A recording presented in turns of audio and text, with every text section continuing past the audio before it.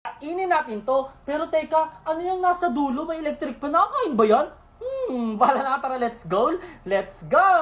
First is, itong Kobe at ayun na nga yun. Pero guys, bago ko to kainin, don't forget to follow me at comment sa my comment section kung anong nagsakain natin. So ito na nga, buksan na natin at kainin itong kombi. And guys, ang sarap nitong kombi na to. Ewan ko, kahit even before talaga, gusto ko talaga siya.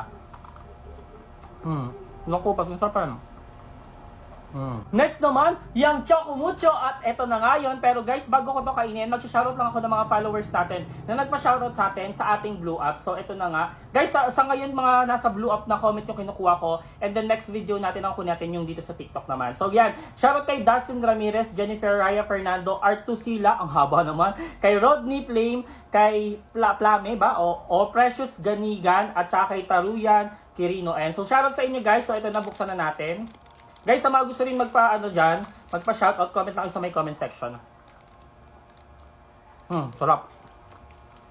Next naman, yung electric fan. Paano naman natin kakainin yan? Baka mamaya biglang maputol yung dila natin dyan. Pero syempre guys, hindi talaga yun yung kakainin natin. Pagkain pa rin yung hinanap ko na pang alternative dyan. So, ito na nga yun, yung bread pan. So, yung pan, di ba, pan? O, parang yung isa na yun, paresa sa kakainin na natin. And pasensya na guys, medyo maingay yung background natin kasi ang daming dumadaan yung tricycle.